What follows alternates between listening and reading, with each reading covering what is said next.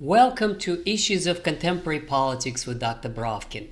Today, my dear friends and subscribers, I'd like to discuss the fallout at the meeting in Washington. I would like to propose a title, The Meeting of the Deaf and the Blind. The main point that I'm trying to make is that nobody is listening to what the others are saying. Everybody's trying to repeat in a polite and a roundabout way the same thing they've been saying all along. And I will try to interpret also what appears to be a flip-flops from President Trump, which I would argue are not. But let's get back to the original discussion of who tried to say what and why. Now, the most striking thing discussing the meeting in the White House is that there's a huge difference between what these European leaders were saying literally a day before, on Sunday, before the meeting in Washington, and what they were saying when they arrived. This is absolutely extraordinary. So to remind you, they were very, very tough in their statement on Sunday, proposing that Russia should agree to immediate and unconditional ceasefire, that the coalition of the willing is going to put the troops on the ground, and Starmer was boasting of the British units that would come in the air and in the sea and blah, blah, blah, and establish control over blah, blah, blah, etc. And of course, they were talking about new sanctions. And Zelensky was talking about forcing Putin and so on and so forth. No territorial concessions. Then they come to Washington, and they're so sweet and nice, and they're talking about unity, and they're talking about the Western United Front. And Trump did a fantastic job of this reality show, or some commentators call it the circus, some call it the Snow White and Seven Dwarfs. There are all kinds of comments that you may watch. I don't have to retell you those. But what's, for me, the most interesting thing is how they handle trying to please Trump and trying to sound as if they were actually supporting Trump's ideas. But in fact, what they said was a polite reiteration of what they had said all along. So Chancellor Merz was the bravest one. He confronted Trump head on, and saying, we need ceasefire. And he uses the words to force Putin. So the same position, ceasefire, force Putin, and then bring in the so-called peacekeepers, which is German, French, and British troops. So Macron was equally outspoken, and he spoke about security guarantees. I'll come back to it. Everybody spoke of security guarantees, but his words, and I quote, only the robust Ukrainian army would be the first and most important security guarantee. In fact, after the meeting, he gave another interview to American media, and it was even more explicit.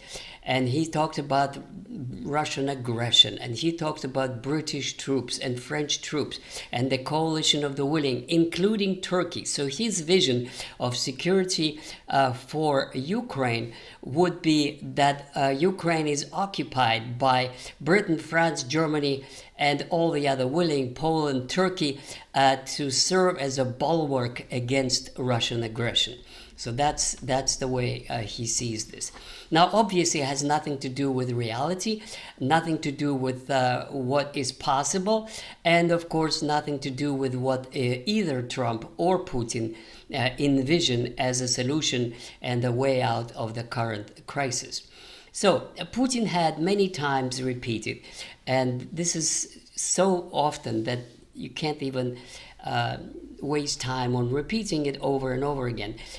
There will not be any robust Ukrainian army. There will not be any boots on the ground from NATO or EU countries. And today, Lavrov, the foreign minister, repeated that the statehood or the existence of Ukraine as an independent state can only be based on the Ukrainian Constitution of 1991, which specified that it would be non-aligned, non-bloc country, neutral, and have a friendship treaty with the Russian Federation. That is the only way it can exist as an independent state. That is Lavrov. So the most interesting discussion, if one could call that a discussion, was over the security guarantees. And let me remind those of you, just inevitably comes to mind, security guarantees is a term that the country promises to go to war if the security of the country that they provide guarantee to is attacked. And the most infamous case of security guarantees was British and French security guarantee to Poland in 1939. And when the Germans did cross Polish border, the British and the French just declared war in Germany, and after that, on war in Germany, and then what followed was a so-called phony war, and they were just sitting there for almost a year, and then did nothing, and it was after the Germans marched on and had a blitzkrieg and entered Paris. This was the reality of the security guarantees. But in any case, at this time, Meloni actually verbalized probably what was the position of all these people, and that is that the EU plan of security guarantees for Poland would be NATO-like, which means Article 5, as she put it. That means that any attack on any member would automatically trigger the state of war between all NATO countries and Russia. Now, this is so ridiculous. I don't want to use the word stupid, but dangerous a way of putting things, because that means that if there's any confrontation, it automatically triggers a world war with a nuclear power. In other words, security guarantees equal to Article 5 means that any military commander of any rank on the borderline can start shooting at Russia. Russia comes back shooting at them, and then Russia can be accused of breaking the peace accord, and then it automatically triggers what Zelensky is dreaming about, that NATO fights for Ukraine. This is, of course, totally ridiculous, unrealizable, and dangerous talk. Now, Ursula von der Leyen, representing I don't know who, because she was never elected to anything, but supposedly she speaks for the bureaucracy of the European Union. Just the day before she came to Washington, she spoke about preparing new 19th package of sanctions against Russia. Now, she was much more modest in Washington, and she only talked about providing security guarantees to Ukraine. Now, what's interesting, I would say the most interesting performance was that of President Trump. He acted like a magnanimous emperor who is receiving his kings and queens and the presidents of his vassals, because so that you don't know, if you know history, the emperor has the right to appoint kings, nobody else. So when the way he acted was like an emperor, and these were the kings and presidents and prime ministers of the vassal states. He was very, very jovial and friendly, and slapped everybody on the shoulder and joked and everything else. But the bottom line, what he actually said to them, and then he said a different thing to Fox News. He said to them that, yes, it's a good idea to have boots on the ground, but that would be Europeans. That the United States will not put its boots on the ground. It would not provide military cover, maybe in the air, maybe not, but in any case, he had nothing to do. If you want to, his message was, just like I said in my previous video on the meeting in Alaska, his message was, if you want to go provide security guarantees, that's just fine with me, but we are not. If you want to buy weapons for Ukraine, that's just fine, but we are not. And he revealed this time a little more, because he spoke about Ukraine as a buffer zone, and he spoke that it is legitimate for Russia to be upset that NATO was expanding to its borders, and that Ukraine should be or could be or was a buffer state and a neutral state. However, what's so interesting about Trump's speech is that he gave an interview to Fox News, and there he said that the United States may actually participate in the coalition of the willing, in the boots on the ground or security guarantees for Ukraine. Maybe, maybe not. And I think that this is, and that Putin is tired of the war, and he may actually agree to it, which of course he knows that he would not. So why is he doing this? Well, this is I think, a lot of times people try to interpret, commentators try to interpret Trump's behavior, and they say he's flip-flopping, he's doing what one person says in one day, and then he listens to somebody else and he says the next day. No. My dear friends, I disagree. I think I think Trump knows exactly what he's doing, and the flip-flopping is his policy. And it's a clever policy, because when he says to those who expect from him something, he says what they want to hear. He says to the Europeans, yes, you can go ahead. Yes, we will help you. That doesn't commit him to anything. When he says to Fox News, which is like an audience of conservatives, and many of whom actually detest Russia and Putin, he says, yes, we will actually provide some air cover. That sounds great. They're reassured.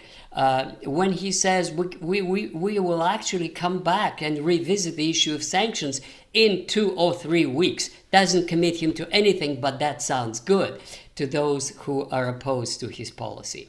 So from that point of view, this is a clever flip-flop role that he's doing, and I'm still convinced that the major agreements were made in Alaska, and they are now just implementing this. And the role that he played today was a good host and a kind of a emperor listening to the advice of his counselors, i.e. European leaders, but in fact they didn't move him to change his policy at all. Now, a few words about Zelensky's. He was much better this time, in a sense that he was very polite, and he kept on thanking, he kept on repeating how grateful he is. But on a substantive issue, he went out and in front of the White House, he spoke, of course, much more frankly, in that there's no territorial concessions, and he was essentially saying that the position hasn't changed and that he could work it out with Putin if there is a meeting, and he supported Trump's idea to have a bilateral meeting and then a trilateral meeting. Of course, why is he doing that? The purpose is very clear. He could say, see, I want the meeting, Putin doesn't. Therefore, Putin cannot be trusted, Putin doesn't want peace, and then he hopes again and again and again to turn Trump around against Putin, against agreement, because Putin cannot be trusted, because Putin wants the war, and on and on. In fact, I think that if he says that he needs a referendum, I wouldn't be surprised if in today's atmosphere in in Ukraine, the majority of people would vote to secede the territory of Donbass to Russia. They're tired of the war. According to latest opinion polls, I think 70-something% want the war to end, even if it means to lose territory of Donbass to Russia. Now, also, it seems that this is an excuse because he doesn't want any peace, as had been said many times by Aristovich and others, because if he does, then he would have to face elections, and his chances in elections are very, very slim. and that would be the end of his political career and all of his theatrics. And now, finally, a couple of words about Putin's position. He wasn't there, but he was present, in a sense that President Trump called him right during the meeting. And we don't know what they talked about for 40 minutes. Interesting, 40 minutes, just slightly less what he devoted to all his cheerleaders of Zelensky from Europe. But Ushakov basically said that the idea of a trilateral meeting is good. The bilateral with Zelensky has to be prepared, and Russia is preparing the material for it is for the working groups in order that it could be a productive meeting, which means something could be signed, which means that a peace agreement and a roadmap to it could be worked out. In other words, he signaled to Trump that he's serious about it and that it's not a matter of just 2 or 3 days, sit down, sign something and forget about it.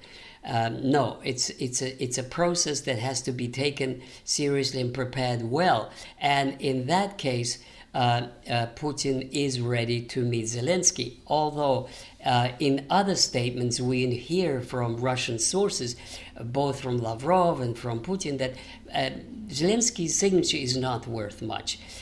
It has to be signed by a legitimate president, and in the interim, by the president of the Rada, of the parliament, to carry any political weight, any legitimacy whatsoever. So finally, let me just sum up the results of the meeting. The results of the meeting are that Trump actually managed to translate all this hostility of his Western so-called allies into de facto, if not support, then non-opposition. In other words, Trump managed to change the agenda from the talk about how to punish Russia to the agenda how to deal with Russia and how to reconcile the war. And in that sense, I'm sorry, my dear friends, I think it's an achievement. I think that President Trump actually handled this challenge quite well. I remind you, please, that I have many other playlists than this one. I have history of Russia, history of the Soviet Union, Soviet history, post-Soviet history, Ukrainian war, and I also invite you to listen to my personal narratives playlist, where I recently posted 2 videos on my life. If you're interested to know more about me and my past, welcome. And please subscribe, and I love your comments, and I see you soon next time.